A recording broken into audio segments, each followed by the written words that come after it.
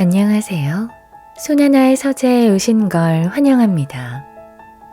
인생의 고통과 불행은 어디에서 오는가? 석가모니는 이 해답을 찾기 위해 수많은 수행을 거쳐 깨달음을 얻고 이런 말을 남겼습니다. 불행의 원인은 생각이 너무 많아서다. 그러고 보면 일어나지도 않을 일을 미리 걱정하고 돌이킬 수 없는 일에 괴로워하고 이 모든 것들이 생각이 너무 많아서인 것 같지 않나요? 가끔 그럴 때 있잖아요.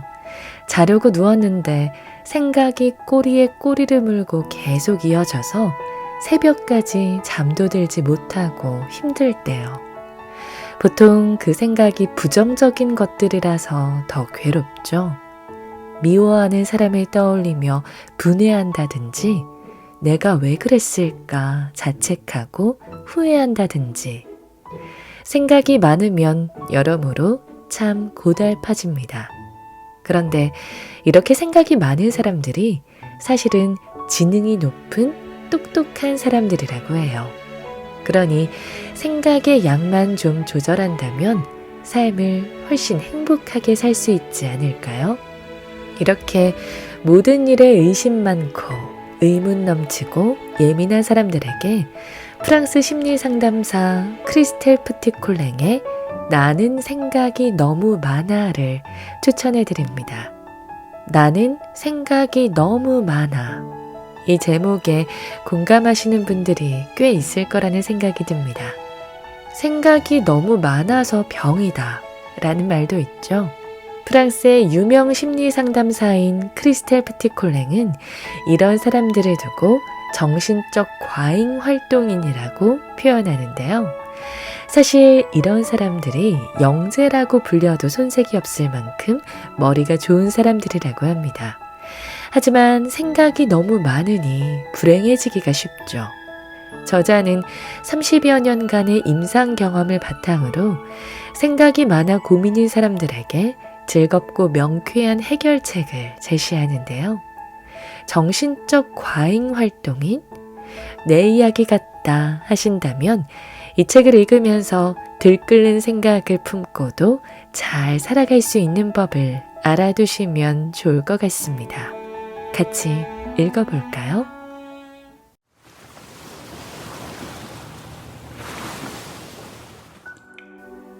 완벽주의를 포기하라.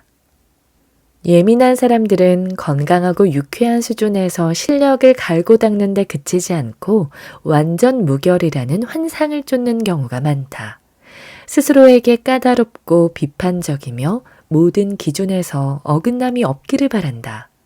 또한 정확하고 상세한 것을 좋아해서 아무것도 대강 내버려 두지 않는다. 지극히 사소한 부분도 아주 중요하게 생각할 수 있다. 힘을 써봤자 표가 안 나는 부분과 힘을 줘야 할 부분을 구분하지 못하기 때문에 끝까지 공을 들이느라 시간을 버리고 진을 뺀다. 예민한 사람들은 이제 마무리가 됐다고 판단하고 손을 떼야 할 시점을 모른다. 성과를 내고도 좀 채 만족할 줄 모르는 이유도 다르지 않다. 그래서 하는 일마다 무엇을 더 했으면 좋았을 걸 정도면 다행이고 심한 경우 지나치게 완벽한 기준에 비추어 실패했다는 씁쓸한 기분밖에 느끼지 못한다. 나는 완벽주의는 자기 파괴적인 전략이므로 결단코 버려야 한다고 말하고 싶다. 완벽주의의 패러독스는 마음을 비울수록 더 크게 발전할 수 있다는 데 있다. 너무 높이 걸린 장대는 낮춰야만 목표들이 실현 가능해진다. 완벽주의를 포기하고 스스로를 존중하라. 자신을 있는 그대로의 모습으로 받아들여라. 여러분은 불완전한 그대로도 완벽하다. 그래야만 평범한 인간으로서의 소탈함을 되찾고 자신의 크고 작은 성공들을 제대로 평가할 수 있다. 하지만은 넣어둬라. 자신감을 강화하고 살찌우려면 자신의 성공을 인정할 줄 알아야 한다. 자신감은 한 번 획득하면 그만인 감정이 아니라서 자기애가 남다른 사람들에게서조차 여차하면 바닥으로 떨어지고 난다. 주기적으로 외부의 지원을 받지 않으면 금세 고갈되고 사라지는 것이 자신감이다. 우리는 크고 작은 성공, 자기 힘으로 이루어낸 성과를 아낌없이 기뻐하면서 자존감을 북돋우고 유지할 수 있다. 그러니까 네, 하지만 같은 소리는 집어치워라. 그놈의 하지만은 붙이지 말자. 이 하지만은 음흉하고 유해하게 작용하는 기제로서 자기를 폄하하면서까지 겸손을 유지하겠다는 인상을 준다. 그래선 안 된다. 사실 하지만은 방금 전의 긍정 혹은 주장을 취소하는 효과밖에 없다. 예를 들어 참 친절하고 좋은 분이시군요. 하지만 이나 네, 저도 좀 더 있다가 가고 싶어요. 하지만 같은 말을 보라. 이 말을 끝까지 듣지 않아도 이제 곧 정반대되는 내용의 말이 나올 거라는 것은 누구나 안다. 마찬가지로 오늘 내가 초대한 저녁 식사 자리는 아주 성공적이었어. 하지만 이라는 말은 그 성공적인 회합을 자축할 가능성을 완전히 제거해버린다. 그러니까 그냥 이렇게만 말하자. 오늘 내가 초대한 저녁 식사 자리는 아주 성공적이었지. 여기서 마침표를 찍어라. 물론 나도 잘한다. 이렇게 되기까지는 훈련이 필요하다. 성공을 인정하는 훈련은 행동력, 도전적인 자세, 장애물을 극복함으로써 새로운 노하우를 획득하고 한층 더 성장할 수 있는 저력을 길러준다. 자신의 성공을 인정할 줄 아는 사람은 스스로 기운을 낼 수 있는 토대를 만들고 앞으로도 그 토대에 의지할 수 있다. 자신이 이미 그렇게 할 수 있는 사람이라고 생각한다면 실패가 닥쳐도 정면으로 직시하고 조금 가볍게 넘길 수 있다. 무엇보다도 더 이상 소심하게 브라보를 외치지 말기를. 자기 이미지를 높여라. 자기 이미지는 자기 자신을 바라보는 주관적인 방식이자 남들이 자기를 그렇게 바라볼 거라고 예상하는 방식이다. 그런데 자기 이미지는 현실과 별 상관이 없다. 객관적인 사실 여부와 무관하게 사람은 자기가 예쁘고 똑똑하다고 생각할 수도 있고 못나고 멍청하다고 생각할 수도 있다. 자기 이미지는 우리가 어렸을 때부터 주위 사람들에게 전달받은 이미지에 달렸다. 그런데 여러분은 거의 항상 외부에서 거짓된 이미지를 주입받았다. 여러분은 알아듣지도 못할 사람들에게 자신이 어떤 사람인지 증명해 보이는데 지쳤다. 자신의 가치를 증명해야 한다는 것은 끝없는 구렁텅이다. 자기 가치를 증명하려고 아등바등할수록 상대를 얕잡아 보기 때문이다. 어떤 의사가 내가 수술을 잘할 수 있다는 것을 증명해 보이죠. 라고 외쳤다 치자. 환자 입장에서 그 의사에게 수술을 맡기고 싶을까? 여러분은 성품 좋고 능력 있는 사람이다. 누구에게도 그 점을 입증할 필요는 없다. 여러분은 그냥 여러분이 할 일을 하면 된다. 역설적이게도 여러분이 자신의 가치를 확신할수록 다른 사람들이 여러분의 가치를 믿어준다. 긍정적인 자기 이미지는 자신감을 주고 실제로 긍정적인 모습으로 살아가게 한다. 자기 사랑이 가장 먼저다. 자존감의 중심에는 무조건적인 자기 사랑이 있다. 자기애는 자존감의 가장 뿌리 깊은 토대다. 사람은 자기에 대한 사랑으로 인생의 모든 시련을 버텨낸다. 자기를 사랑할 줄 모르는 사람은 종종 자기 자신을 무시하고 자신의 욕구를 잘 모르고 자기 앞가림도 잘 못하고 말도 안 되는 근무 환경이나 생활 조건을 묵묵히 참고 견디면서 스스로를 위험에 몰아넣는다. 자기를 사랑하는 사람일수록 자기 앞가림을 잘하고 자기 욕구를 충족시킬 줄 알며 자기 관리도 잘한다. 편안하고 행복한 삶을 위해 의욕적으로 노력할 줄도 알고 외부의 정신적, 신체적 공격으로부터 자기를 지킬 줄도 아는 것이다. 자기를 사랑하는 사람은 자기를 존중하고 남들에게도 존중받는다. 그는 이유 없는 공격, 모욕, 비방을 용납하지 않을 것이다. 이제 자기애를 고양하는 데 도움이 되는 프로그램을 몇 가지 소개하겠다. 첫째, 내면 아이를 토닥토닥. 몸과 마음의 긴장을 풀고 자신의 어린 시절 모습을 떠올려 본다. 이제 여러분은 그 아이를 이해할 수 있다. 그 아이에게 넌 정말 머리가 좋은 아이야 라고 말해주고 그동안 왜 그렇게 힘들어야 했는지 차근차근 설명해 준다. 내면 아이에게 관심을 기울이고 그 아이가 필요로 하는 인정과 격려를 아낌없이 제공하라.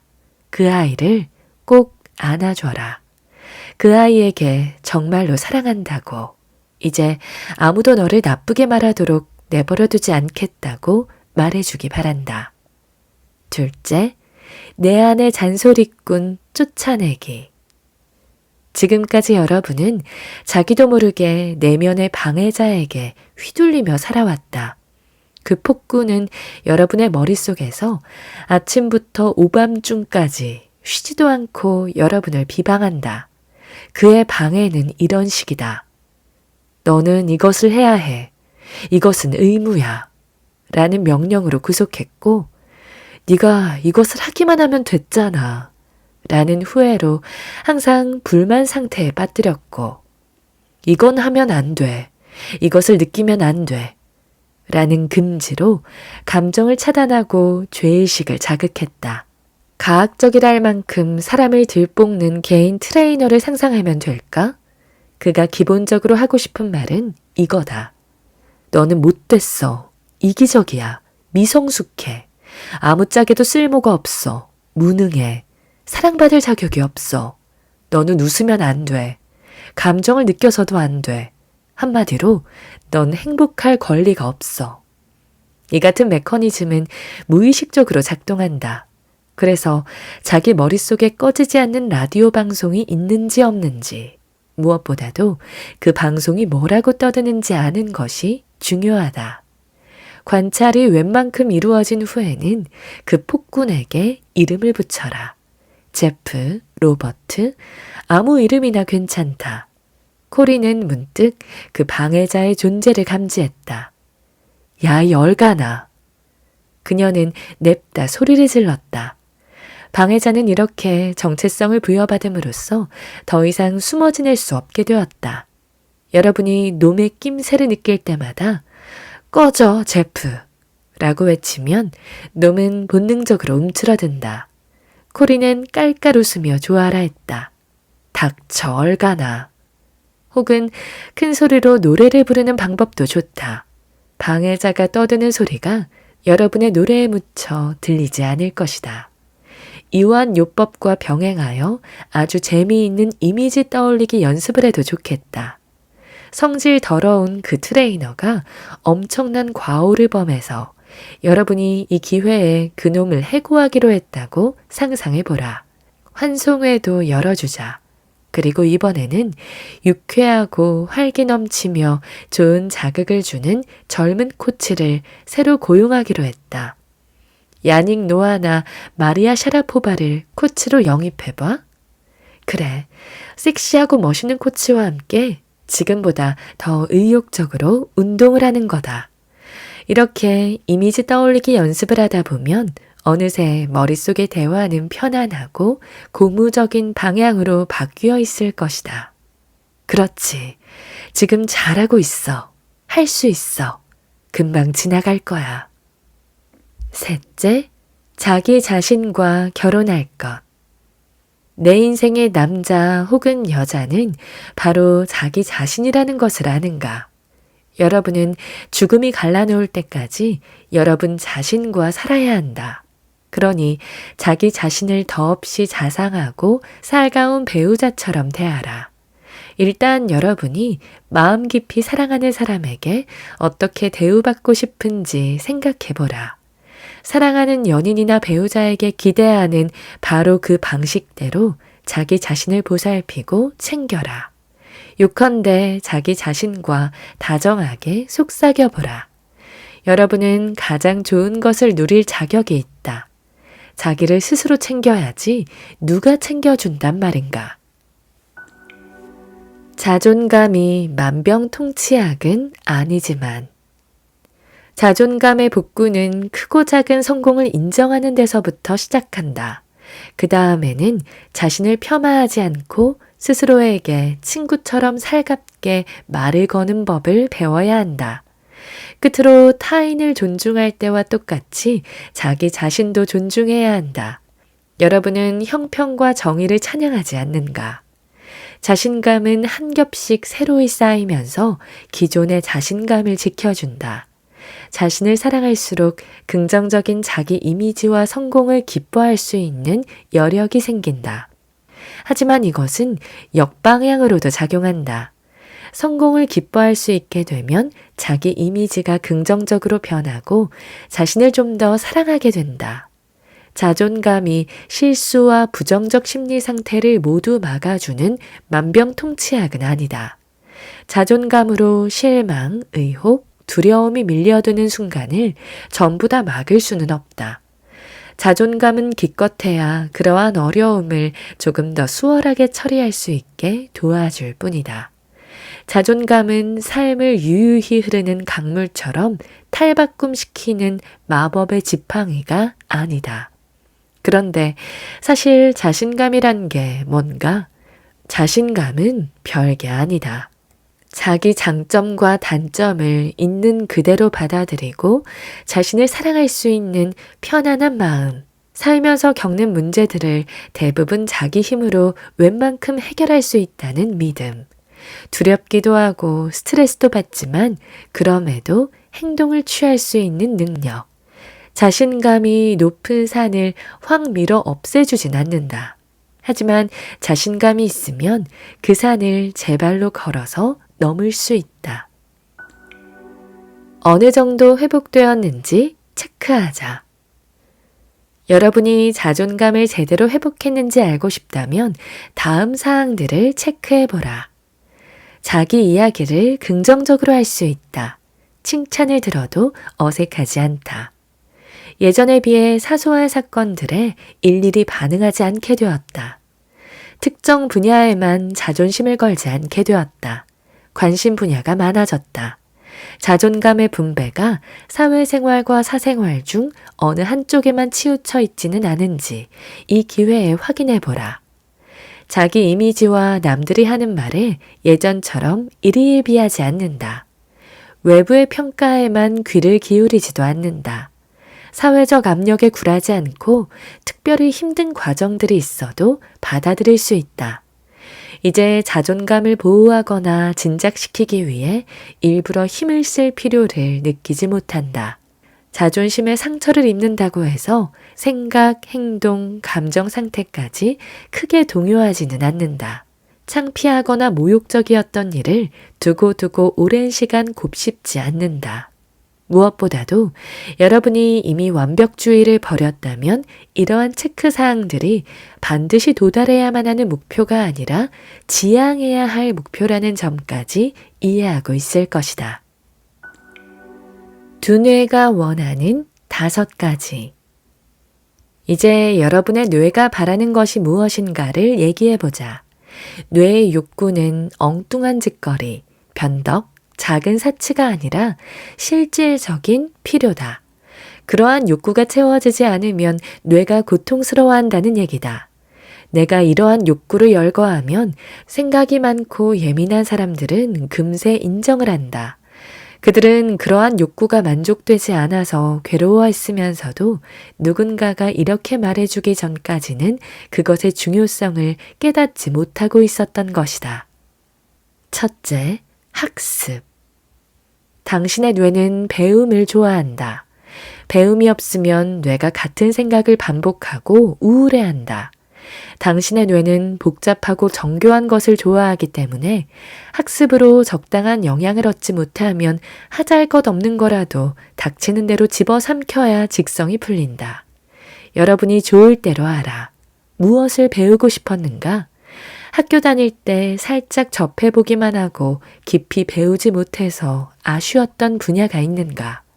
학교라는 틀 안에서는 흥미롭게 제시되지 못했거나 선생님이 비호감이라서 가까이 하지 않았지만 지금은 좀 배워보고 싶은 분야가 있는가? 어쩌면 여러분의 마음 한구석에는 이미 영어를 좀 더 열심히 공부했으면 좋았을 걸. 과 같은 아쉬움이 자리 잡고 있는지도 모른다. 인테리어, 원예, 요리,木工등 여러분은 모든 영역에서 능력을 개발할 수 있다. 여러분은 무엇을 배우고 싶어 하든 배울 수 있다. 단 2가지 기본 원칙이 있다.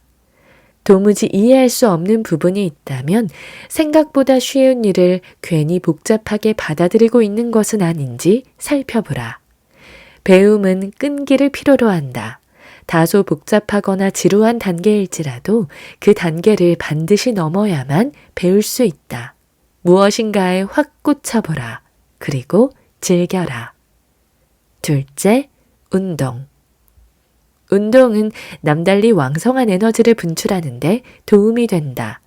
상담을 하다 보면 그 사실을 늘 확인하게 된다. 내가 이런 얘기를 하면 두뇌 활동이 남다르면서 규칙적으로 운동을 하지 않던 사람이 불현듯 자신이 운동을 얼마나 신나게 했었는지, 몸을 움직이고 싶은 욕구가 얼마나 억눌려 있었는지 깨닫곤 한다. 게다가 운동은 세로토닌 분비를 촉진하고 행복한 기분을 낳는 도파민 분비도 촉진한다. 운동과 이완요법만큼 수면의 질을 개선하기에 좋은 것도 없다. 일과 중에 어떻게든 틈을 내서 자신을 풀어놓을 수 있는 시간을 갖자. 셋째, 창의성. 생각이 많은 뇌는 창조를 위해 태어났다.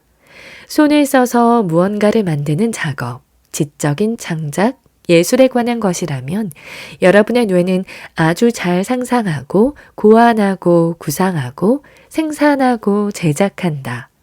정신활동이 유별나게 활발한 뇌는 흥분되는 일에 동원되지 못하면 천갈래 만갈래 생각으로 방황하고 따분해하고 우울증에 빠진다. 결국은 일상에서 현실 감각을 잃고 자기가 아무짝에도 쓸모없는 줄 알 것이다. 창의성을 발휘할 수 있는 직업을 갖는다면 가장 이상적이다. 이런 사람들은 창의성을 활용하지 못한다면 이만저만 손해가 아니다. 두뇌 활동이 비상한 사람이 자신의 지적 능력에 미치지 못하는 업무를 아무런 자율성 없이 판에 박힌 대로 해야 한다면 그보다 유감스러운 일이 있을까? 넷째, 예술. 여러분의 뇌는 창의성에 대한 욕구와는 별개로 예술, 즉 넓은 의미에서의 아름다움을 필요로 한다. 예술을 뭐에 쓰느냐고 할 사람이 있을지 모르겠다. 예술이 인류의 생존에 원래부터 필수 불가결한 것은 아니다. 하지만 조각상, 그림, 장신구, 화장, 음악, 춤, 기념비 등은 아주 오랜 옛날부터 지역과 문화권을 막론하고 존재해왔다. 이러한 현상을 어떻게 설명할까? 예술은 우리의 감각을 자극하고 정서를 고양한다. 가장 순수하고 자연스러운 삶의 기쁨은 감각기관을 기분 좋은 자극들로 채우는 데서 온다. 아름다운 것을 보고 좋은 소리를 듣고 감미로움을 느끼고 향긋한 냄새를 맡고 맛있는 것을 먹으면 우리는 일시적으로나마 지복의 상태에 놓인다. 자연은 이러한 기쁨의 가장 큰 부분을 제공한다. 예술은 자연과는 다른 방식으로 강렬하게 우리의 감성을 자극하고 아찔한 도취를 느끼게 한다. 잠시 전시회나 미술관, 연주회를 갈 때의 느낌을 떠올려 보라. 여러분의 과민한 감각기관들이 아름답고 좋고 선한 것을 충분하게 누리기만 해도 한없는 기쁨, 감미로운 평화, 그득한 포만감이 여러분의 혈관을 타고 흐르는 것 같다. 다섯째, 정서적 교감. 여러분은 덩치만 큰 아기, 사랑과 정을 듬뿍 받으며 살아야만 하는 사람이다. 여러분은 넘치도록 사랑을 줄 수 있는 사람이자 사랑을 받을 줄도 아는 사람이다. 여러분은 자신과 가치관이 비슷한 선의의 사람들과 어울려 서로를 존중하고 협력하며 살고 싶어 한다. 그러니 속을 털어놓고 지낼 사람들을 잘 보고 고르기 바란다. 세상에는 여러분처럼 덩치만 자랐지 여전히 아이처럼 순진한 사람들이 그래도 꽤 있다. 그들을 찾는 것은 여러분의 몫이다. 여러분의 두뇌를 만족시키는데 공을 들였다면 그 두뇌의 활동은 최적화될 것이다. 그때부터 남다른 두뇌 활동은 흠이 아니라 축복이 된다. 오늘 저와 함께한 시간 어떠셨나요? 편안한 시간이 되었길 바라며 또 들러주시길 기다리겠습니다. 그럼 잘 자요.